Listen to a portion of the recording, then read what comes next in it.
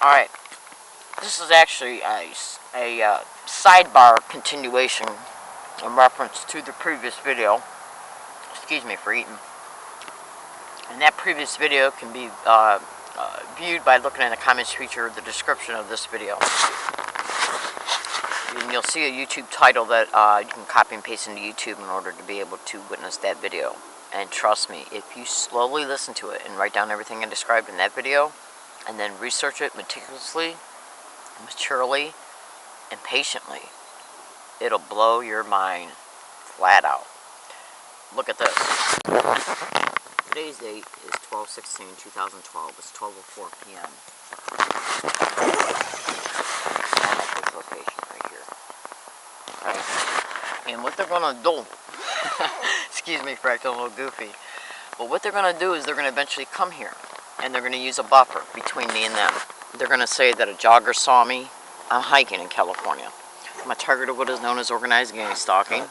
And I'm here today to tell you, fellow American citizens, that the San Diego police are directly involved in the crime that's happening towards me, and so is the military. And what they're gonna do is they're gonna eventually try and call me crazy, because most of what they do is being done through overt and covert methods, in order to expedite the crime and then to be able to apply plausible deniability in reference to how they are connected to it.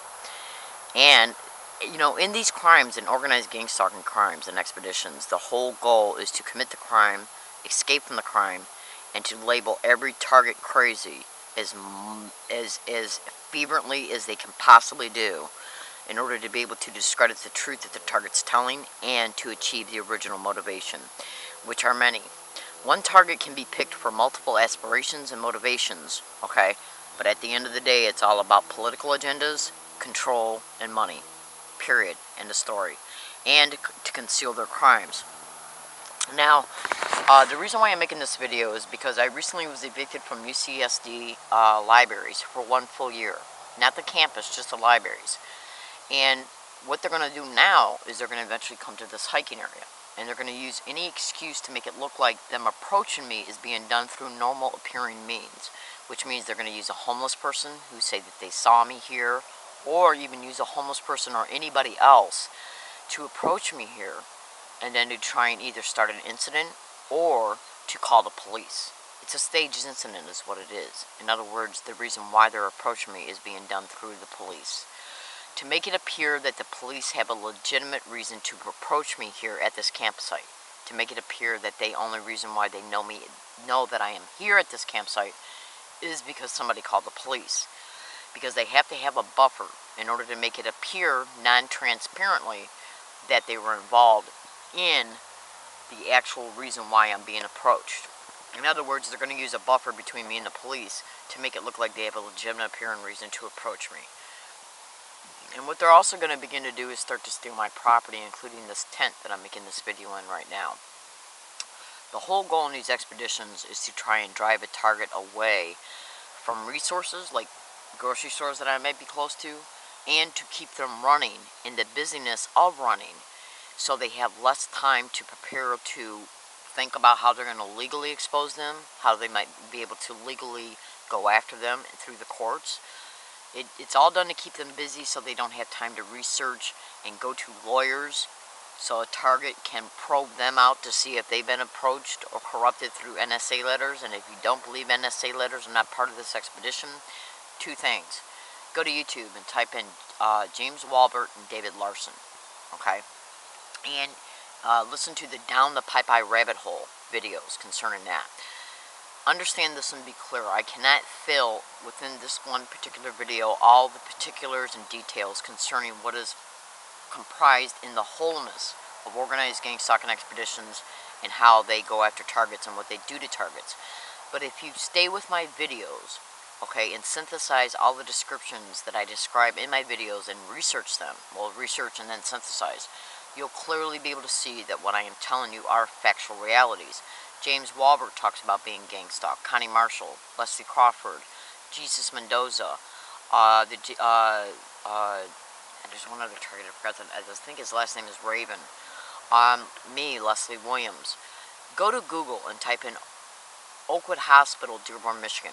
How a doctor there, in I think it was between the years 2006 and 9, was caught falsely implanting hundreds of children with neural implants under the guise of diagnosing them with epilepsy.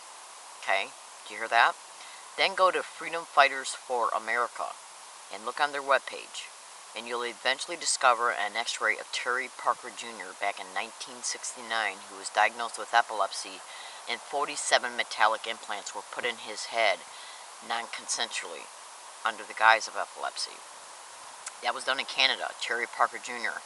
Canada is right next door, 10 minutes away by driving a car from Dearborn, Michigan, where this doctor at Oakwood Hospital was caught diagnosing hundreds, if not thousands, because they're still doing that research in reference to looking for how many victims. What is there somebody that I know, that I personally know, duped to go into that hospital by a person who I discovered later was a gang stalker? And directly involved in gang stalking expedition. Do I know a person that was duped to go in that hospital in the same calendar years that doctor was doing it to those children? And is that same doctor on that person's Medicare summaries? Do the math. Well, let me just put it to you this way. As a result of me discovering this information about the Oakwood doctor in Dearborn, Michigan, I went to the Benner Law Firm that is handling the class action lawsuits of the parents who came together to file a class action lawsuit against Oakwood Hospital. And within 1 week, I was evicted from U of M, where I was feverishly blogging about what was happening to me concerning the gang stalking there. Go to YouTube and type in U of M torture. You'll see me literally catching a gang stalker harassing me in their library. And then in another video that's right below it, you'll see how Campus Safety was basically sticking up for the whole expedition and being upset that I caught a video picture of one of them, because that's premise liability. Google that and you'll understand what that means.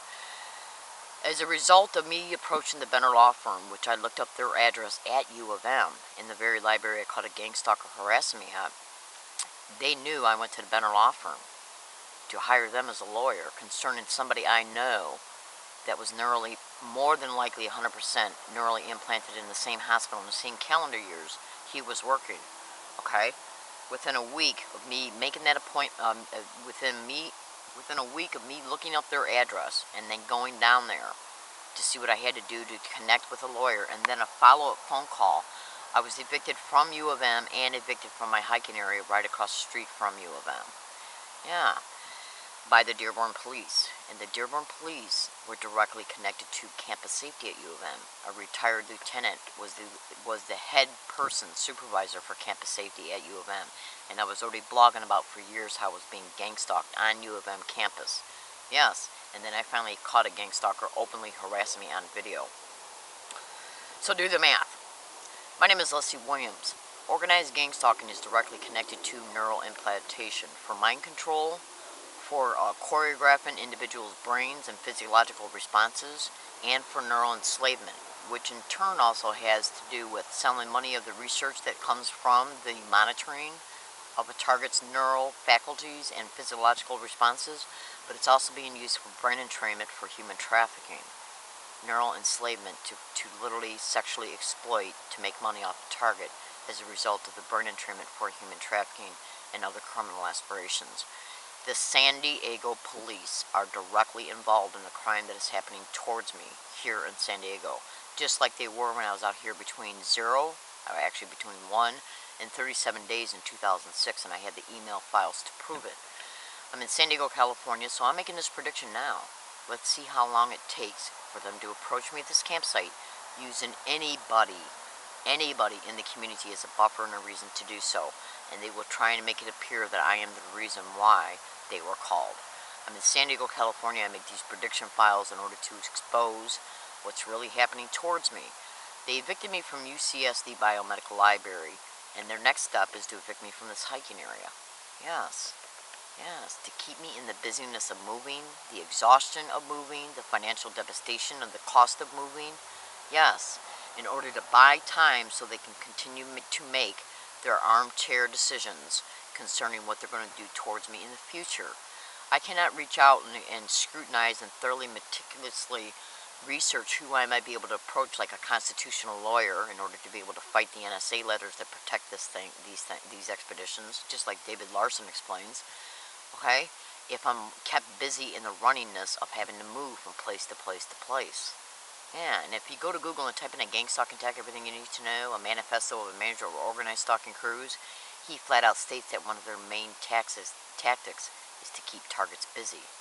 I'm in San Diego, California, and I'm predicting these maneuvers. They're either going to use somebody claiming that they walked a dog, they were walking their dog close by and heard me or saw me, a homeless person, okay, a neighbor, somebody's car breaking down, somebody going for a walk, any excuse that they can use to use a person as a buffer between me and the police. They're going to use that type of person, any excuse, to say they called the police and as a result the police came out here and evicted me, is how they operate. I'm in San Diego, California. My name is Leslie Williams and I'm predicting it right now. Thank you.